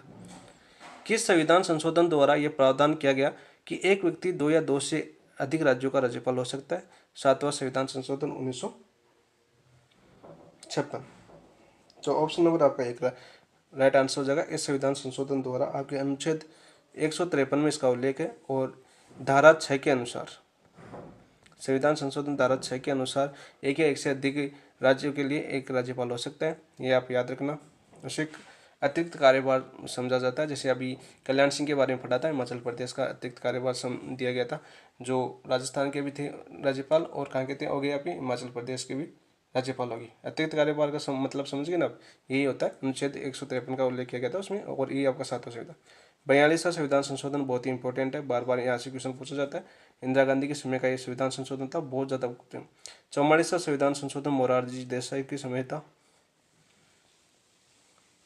ये भी बहुत इंपॉर्टेंट है। क्वेश्चन इन दोनों से तो बार बार क्वेश्चन आता है। 24वां संविधान संशोधन किससे संबंधित था। 24वां संविधान संशोधन तब आया था जब जो आपके विवाद चल रहे थे मौलिक अधिकारों को लेकर। ठीक है, तो 24वां संविधान संशोधन 1971 आया था। उसमें क्या हुआ था, देखो सर्वोच्च न्यायालय ने कहा था कि संसद मौलिक अधिकारों पर तो नहीं कर सकती। ठीक है, कौन सा था आपका, कौन सा हुआ था, वो गोलकनाथ बना हुआ था 1967-68 का हुआ था, कौन सा गोलकनाथ वाद। ठीक है, उसके बाद में क्या बोला उन्होंने कि गोलकनाथ वाद के बाद में 24वां संविधान संशोधन लेके आई कौन संसद। उसमें संसद ने बोला कि संसद संविधान के अनुच्छेद 368 के तहत, कौन सा अनुच्छेद 368 के तहत संविधान के किसी भी भाग में परिवर्तन कर सकती है, संशोधन कर सकती है। 368 के तहत ही संशोधन करती है। तो इससे संविधान संशोधन से संसद को यह भी अधिकार मिल गया कि वो आप मौलिक अधिकारों में परिवर्तन कर सकती है। ठीक है, ये परिवर्तन मिल गया इसके अंदर। तो ये अब क्या गया, इसके बाद में आपका दूसरा वादा आया था। फिर तो जो केशवानंद भारतीयवाद आया था 1973 में, फिर सर्वोच्च न्यायालय ने बोला कि नहीं, मूल ढांचे में परिवर्तन नहीं कर सकती, ये संसद परिवर्तन कर सकती है, हर में कर सकती है, लेकिन मूल ढांचे में परिवर्तन नहीं कर सकती।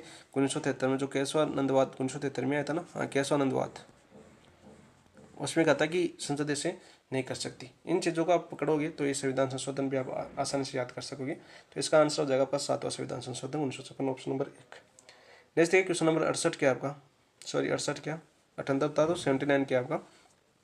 राज्यपाल की योग्यताओं से संबंधित विचार करते हैं। देखो राज्यपाल की योग्यता है वो आपके अनुच्छेद 157 में है। किसमें? आपके अनुच्छेद 157 के अंदर। भारत का नागरिक होना चाहिए, ठीक है, और 35 वर्ष की आयु पूरा होनी चाहिए, ये भी है आपका। किसी लाभ के पद पर न हो, ये योग्यता नहीं, ये क्या आपकी शर्त है, क्या है आपकी शर्त, और इस शर्तों का उल्लेख आपके अनुच्छेद 158 में। किसमें? आपकी अनुच्छेद 158 में। विधानसभा सदस्य बनने की योग्यता, ये भी इनकी शर्त है। ये शर्तें किसमें आती है? अनुच्छेद 158 में। तो ये दोनों तो नहीं होंगे, तो क्या होगा? 1 और 2 देखो, अच्छा नीचे दे भी दे रखा है अनुच्छेद 157 के परिप्रेक्ष्य में सत्य कथन बताना है, तो 1 और 2 सत्य, तो आपका आंसर हो जाएगा ऑप्शन नंबर 1, 79 का राइट आंसर। नेक्स्ट देखिए क्वेश्चन नंबर 80 देखते हैं हम। निम्नलिखित में से किस वाद में सर्वोच्च न्यायालय ने यह निर्णय दिया कि राज्यपाल को केवल इस आधार पर नहीं हटाया जा सकता केंद्र सरकार की इच्छाओं से सहमत नहीं है? एसआर बम्बईवाद 1994, ये तो आपको पता ही है। एसआर बम्बईवाद 19, राज्यपाल जो राष्ट्रपति शासन था उससे संबंधित था, अनुच्छेद 356 से संबंधित था। तो मैं बार बार लिखने की आदत पड़ गई मेरी। रामेश्वर प्रसाद बनाम भारतीय संघवाद 2006, ये भी इससे संबंधित नहीं था।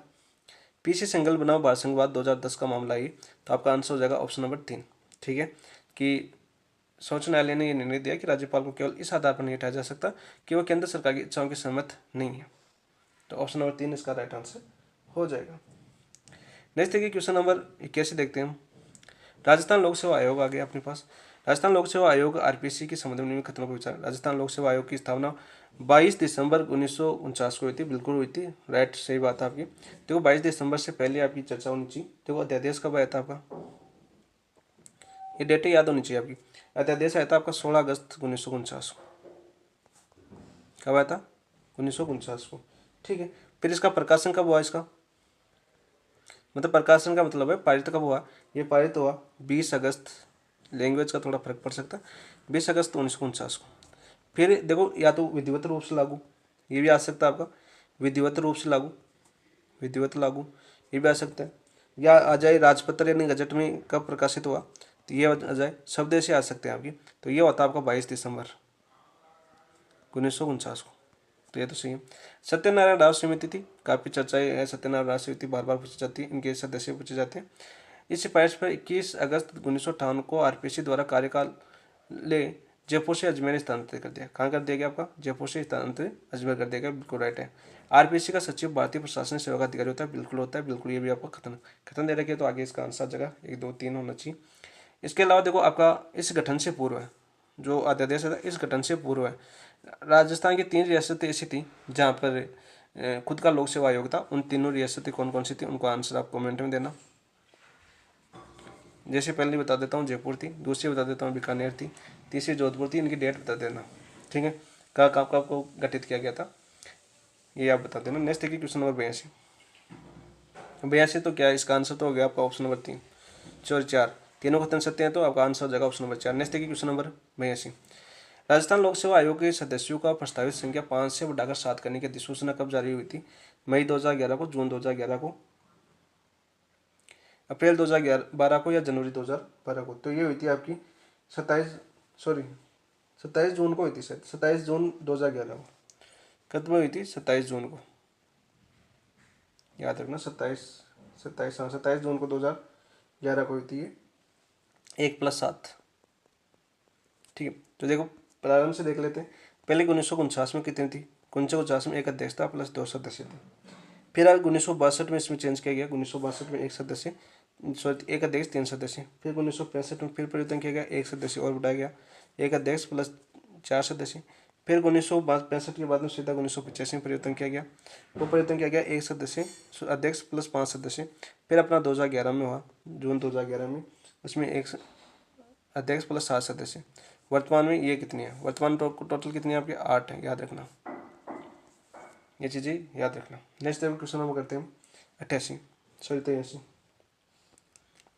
राजस्थान लोक सेवा आयोग के संबंध में निम्न कथनों में असत्य कथन बताना है हमें। जो आरपीसी के अध्यक्ष और सदस्यों को सर्वोच्च न्यायालय द्वारा की गई जांच के अनुसार अनुशंसा के आधार पर हटाया जा सकता है, बिल्कुल हटाया जा सकता है। जांच के अनुसार के आधार पर राष्ट्रपति द्वारा हटाया जा सकता है। इसका उल्लेख इसमें आपके अनुच्छेद 317 की बात कर रही है। अनुच्छेद 317 की बात है, यह प्रावधान अनुच्छेद 317 के अंदर है, याद रखना। आरपीसी के अध्यक्ष सदस्यों की नियुक्ति राज्यपाल द्वारा की जाती है, बिल्कुल की जाती है। इसका उल्लेख आपका अनुच्छेद 316(2) के अंदर है। किसका उल्लेख है? अनुच्छेद 1 के अंदर, अनुच्छेद 316(1). आरपीसी कार्यों का विस्तार संसद, देखो आरपीसी के जो कार्य का विस्तार है वो संसद नहीं कर सकती। कौन नहीं कर सकती? आपकी संसद नहीं कर सकती। आरपीसी कार्य का विस्तार कौन करता है? आपका विधानमंडल करता है। यूपीएससी के सदस्यों कार्य का विस्तार संसद करती है, लेकिन इसका कौन करता है? आपका विधानमंडल यानी विधानसभा करती है। विधानसभा मंडल करता है। अनुच्छेद 321 में इनको अधिकार दिया गया, अनुच्छेद 321। आरपीसी के अध्यक्ष और सदस्यों को राज्यपाल निलंबित कर सकता है, उन्हें हटा नहीं सकता। इसका उल्लेख आपके अनुच्छेद 317 के अंदर है, इस लाइन का उल्लेख। तो इसका आंसर क्या हो जाएगा? असत्य कौन सा? आपका ऑप्शन नंबर 3 असत्य, क्योंकि संसद दिया हुआ, यहाँ पर क्या आएगा? आपका विधानमंडल आना चाहिए। नेक्स्ट देखिए क्वेश्चन नंबर 84। आरपीसी के संबंध में कथनों पर विचार कीजिए। कहते हैं आरपीसी के अध्यक्ष व सदस्यों की सेवा शर्तों व सदस्यों की संख्या का निर्धारण राज्यपाल करता है, बिल्कुल राज्यपाल करता है। अनुच्छेद 318 की बात कर रही है, अनुच्छेद 318।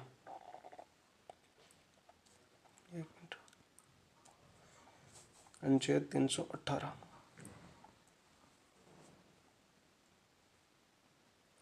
आरपीसी के अध्यक्ष और सदस्यों कार्यकाल 6 वर्ष की अवधि और 62 वर्ष के पूर्ण होने तक रहेगा, बिल्कुल राइट बात है। ये भी आपके किस में लेकर कार्यकाल का? अनुच्छेद 316(2) के अंदर।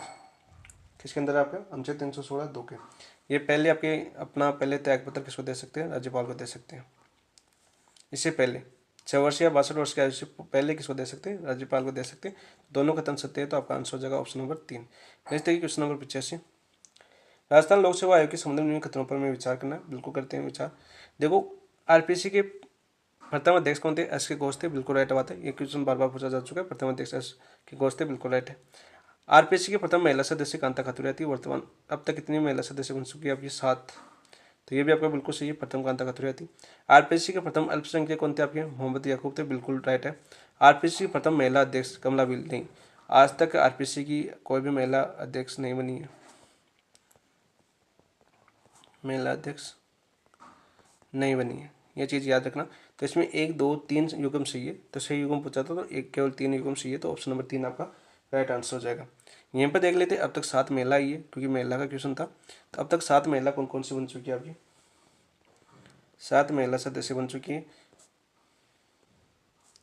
कौन थी? पहले तो कौन थी आपकी? खातूरिया, कांता खातूरिया, कांता खातूरिया।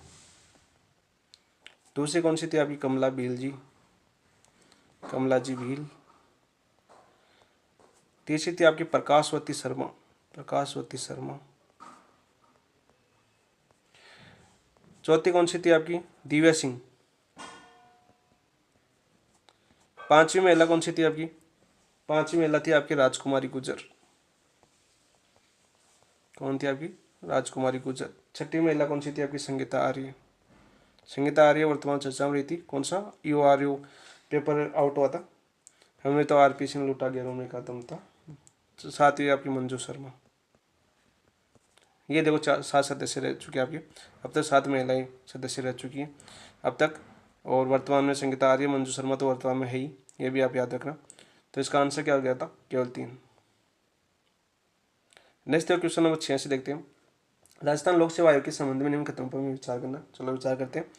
आरपीसी अपना वार्षिक प्रतिवेदन संविधान के अनुच्छेद 323(2) के तहत राज्यपाल के समक्ष प्रस्तुत करता है। ये अनुच्छेद 323 के तहत प्रतिवेदन किसको देता है? आपके राज्यपाल के संबंध प्रस्तुत करता है, बिल्कुल राइट। आरपीसी वर्ष 2023-24 वार्षिक प्रतिवेदन आरपीसी द्वारा प्रस्तुत किया गया 75वां वार्षिक प्रतिवेदन नहीं था ये। तो सत्य कथन पूछा था तो केवल एक सत्य, तो ऑप्शन नंबर 1 आपका राइट आंसर हो जाएगा। 86 के अंदर कौन सा हो जाएगा आपका? Option number 1 right answer. Next देखिए क्वेश्चन नंबर 87। निम्नलिखित में से कौन राजस्थान लोक सेवा आयोग का कार्यवाहक अध्यक्ष नहीं रहा? ये बताना हमें। कैलाश चंद मीणा रहे, बिल्कुल रहे कैलाश चंद। जसवंत राठी भी रहे। शिव सिंह राठौर भी कार्यवाहक अध्यक्ष रहे। तो यहाँ पर देखो संजय कुमार छोत्रे नहीं रहे, ये अपने जो आरपीसी 2000 जो अपनी एग्जाम में हुई थी पिछली, सेकंड ग्रेड फर्स्ट ग्रेड, उनके समय यही अध्यक्ष थे आपके। पता नहीं आउटमिन का हाथ था कि नहीं, तो यहाँ पर थे संजय कुमार छोटे थे, ये आपके 38वें थे। कौन से थे? 38वें। ठीक है।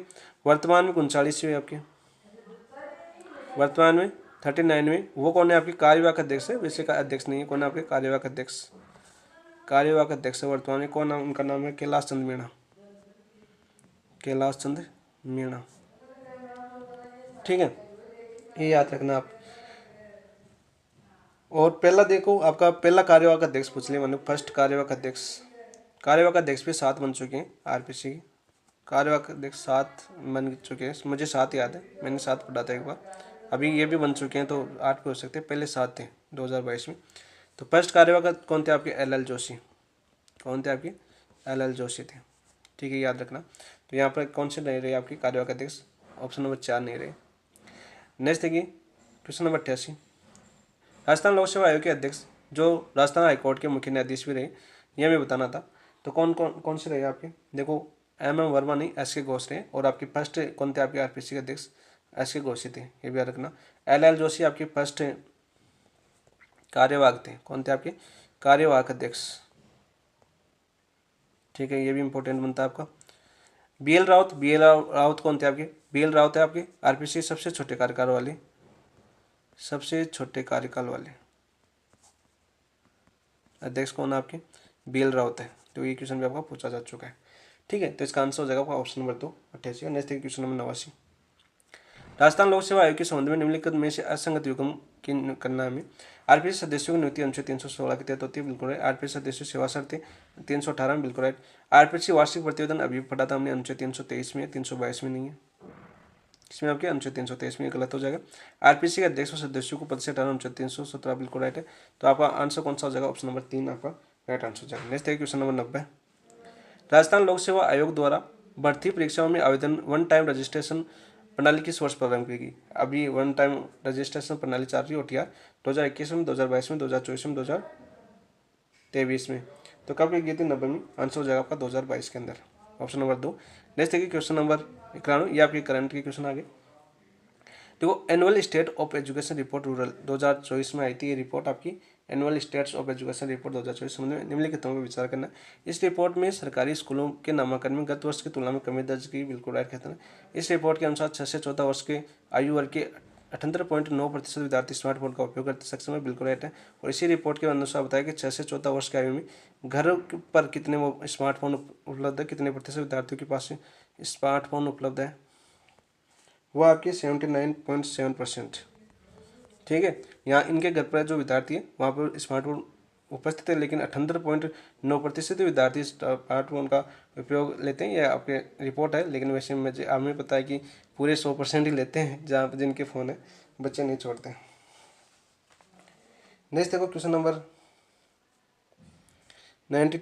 इसका आंसर तो दोनों हुई है ना, ऑप्शन नंबर 3 इसका आंसर हो जाएगा। नेक्स्ट देखिए क्वेश्चन नंबर 92 क्या आपका। हाल ही में राज्य सरकार द्वारा स्वीकृत महिला पुलिस बटालियन के संबंध में असंगत युग्म कौन सा है? ये मैं बताऊँ। महिला बटालियन दे रखी है मुख्यालय। देखो, पद्मनी मुख्यालय कहाँ पर आपका? पद्मनी मुख्यालय आपका तो पद्मनी तो आपका सीकर के अंदर है। हाड़ी रानी बटालियन अजमेर में। कालीबाई बटालियन, देखो कालीबाई नाम समझ के बांसवाड़ा मत कर देना, बांसवाड़ा में नहीं है। अमृता देवी बटालियन आपकी बाड़मेर में। तो आपका आंसर क्या हो जाएगा? ऑप्शन नंबर 3 असंगत। तो कालीबाई बटालियन कहाँ पर आपकी? कालीबाई बटालियन आपके अलवर के अंदर है। कहाँ पर आपकी? अलवर है इसका मुख्यालय। तो ऑप्शन नंबर 3 आपका असंगत हो जाएगा। नेक्स्ट देखिए क्वेश्चन नंबर 93। जनवरी 2025 में भारत सोलर एक्सपो के दूसरे संस्करण का आयोजन कहाँ किया गया? जो जनवरी 2025 में भारत के सोलर एक्सपो के दूसरा संस्करण हुआ, उसका आयोजन JECC जयपुर और IIT जोधपुर या आरकेड बीकानेर या MNIT जयपुर। तो कहाँ पर किया गया? इसका 93 का आपका आंसर हो जाएगा JECC जयपुर। ठीक है, याद रखना, ऑप्शन नंबर 1 आपका राइट आंसर होगा, भारत सोलर एक्सपो। नेक्स्ट देखिए क्वेश्चन नंबर 94। क्रमभूमि से मातृभूमि अभियान के संबंध में खतरों पर हमें विचार करना। चलो विचार करते हैं। राजस्थान में इस अभियान के शुभारंभ 15 जनवरी को सांगानेर जयपुर से किया गया, बिल्कुल राइट। इस अभियान का उद्देश्य जन भागीदारी में वर्षों जल संचय की परंपराओं का पुनर्जीवित करना है, बिल्कुल राइट। तो इसका आंसर क्या होगा? 1 और 2 दोनों से हो जाएंगे। तो ऑप्शन नंबर 3 आपका राइट आंसर हो जाएगा। नेक्स्ट देखिए क्वेश्चन नंबर 95। 38वें राष्ट्रीय खेलों हेतु राजस्थान बॉक्सिंग टीम का कोच किसे नियुक्त किया गया? 38वें जो राष्ट्रीय खेल है उनके राजस्थान का बॉक्सिंग कोच किसे नियुक्त किया गया? आश चौधरी, मनीषा चार, मोनिका चौधरी या ज्योति राव। तो 95 का आंसर हो जाएगा मनीषा चार को नियुक्त किया गया। बॉक्सिंग टीम का कोच। नेक्स्ट है क्वेश्चन 96। एग्री स्टेक योजना के संबंध खत्म में विचार करना है। करते हैं विचार। ये योजना दिसंबर 2024 में पायलट प्रोजेक्ट के तौर पर सीकर जिले से प्रारंभ हुई थी। कहाँ से? सीकर जिले से। राइट। इस योजना का अंतर्गत फार्मर रजिस्ट्री द्वारा कृषकों के आधार के समान डिजिटल समान आईडी किसान आईडी प्रदान की जाएगी। बिल्कुल की जाएगी। इस योजना का क्रियान्वयन केवल राज्य सरकार द्वारा नहीं किया जा रहा है। तो सत्य कथन 1 और 2 सत्य है, तो ऑप्शन नंबर 1 आपका राइट आंसर हो जाएगा। 96 का। Next question number 97। देश का दूसरा सबसे बड़ा टेलीस्कोप ब्रह्मा कहाँ स्थापित किए गए? माउंट आबू, अचलगढ़, कोमलगढ़, रघुनाथगढ़। तो आपका देश का दूसरा सबसे बड़ा टेलीस्कोप है वो जो ब्रह्मा है उसको स्थापित किया गया आपके माउंट आबू में। ऑप्शन नंबर 1 आपका राइट आंसर हो जाएगा। Next question number 58। पद्म पुरस्कार 2025 के विजेता के संबंध में कथनों पर विचार करना है। विजेता और संबंधित क्षेत्र। सिनकाफ निजाम सामाजिक कार्यकर्ता, बतुल बेगम कल्ला, बैजनाथ महाराज आध्यात्मिकता। उपरोक्त में से युग्म से सम्मिलित कौन से? यह हमें बताना था। तो इसमें से केवल 2 ही युग्म सम्मिलित हैं। ऑप्शन नंबर 2 आपका राइट आंसर हो जाएगा। इसमें सही कौन सा नहीं है आपका? ऑप्शन नंबर 1 आपका सही नहीं है। जो सिनकाफ निजाम है, सिनकाफ निजाम का संबंध आपके साहित्य और शिक्षा से। किससे संबंधित आपकी? साहित्य व शिक्षा के क्षेत्र में मिला इनको, न कि सामाजिक कार्य में, शिक्षा क्षेत्र में। ठीक है, तो इसलिए गलत हो गया आपका। तो 2 ही सही है आपके, 2 और 3। तो आपका आंसर हो जाए केवल 2 युग्म सम्मिलित है। Option number 2। नेक्स्ट है क्वेश्चन नंबर 99। हाल ही में हस्तशिल्प एक्सपो 2025 का आयोजन कहाँ हुआ है? कौन सा आपका हस्तशिल्प एक्सपो है 2025 का आयोजन कहाँ हुआ है? सीतापुरा जयपुर, बोरनाडा जोधपुर, संगनेर जयपुर या पोखरण जैसलमेर। 1999 में आंसर हो जाएगा आपका बोरनाडा जोधपुर के अंदर। कहाँ पर क्या गया? बोरनाडा जोधपुर। बोरनाडा जोधपुर की काफ़ी क्वेश्चन बनते हैं यहाँ पर। राजस्थान से संबंधित, जोग्राफी में संबंधित कौन कौन से पार्क वगैरह पूछे जाते हैं। संगनेर भी है, सीताराम और पोखरण से भी पूछा जाता है। सीतापुरा में भी औद्योगिक क्षेत्र से संबंधित क्वेश्चन पूछे जाते हैं। बोरनाडा वगैरह ये औद्योगिक के संबंधित ही था। तो ऑप्शन नंबर 2 आपका राइट आंसर हो जाएगा, बोरनाडा जोधपुर। नेक्स्ट है क्वेश्चन नंबर 100। केंद्रीय संस्कृति मंत्रालय व एक्टर्स थिएटर एट राजस्थान के संयुक्त तत्वाधान में राजरंगम के 7वें संस्करण किसके? राजरंगम के 7वें संस्करण का आयोजन कहाँ किया गया? जवाहर केंद्र जयपुर, शिल्पग्राम उदयपुर, रविंद्र रंगमंच बीकानेर, पश्चिम क्षेत्र सांस्कृतिक केंद्र का कहाँ पर आपका? उदयपुर। तो समय आपका आंसर क्या हो जाएगा? जवाहर कला केंद्र जयपुर। देखो ये आपका आंसर तो ऑप्शन नंबर 1 हो गया। यहाँ पर देखो ये पूछा जाता है कि शिल्पग्राम कहाँ पर स्थित है, तो यहाँ पर दे दिया देखो उदयपुर में स्थित है। रविंद्र रंगमंच कहाँ पर स्थित है? यह पूछा जाता है आपका बीकानेर में स्थित है। पश्चिमी क्षेत्र सांस्कृतिक केंद्र कहाँ पर स्थित है? उदयपुर में स्थित है। तो इनके जो जिले हैं और ये केंद्र है ये बार बार एग्जाम में पूछे रिपीट हुए हैं यहाँ पे, याद रखना। तो इसका आंसर हो जाएगा आपका ऑप्शन नंबर 2। ये आपके मैंने टेस्ट 1 का पूरा एनालिसिस कर दिया। एनालिसिस आपको कैसा लगा कमेंट में जरूर बताना। वीडियो को लाइक जरूर करना, चैनल को सब्सक्राइब नहीं किया जिन दोस्तों ने सब्सक्राइब कर लेना। और इसी के साथ अपनी इस क्लास को समाप्त करते हैं। थैंक यू, धन्यवाद दोस्तों।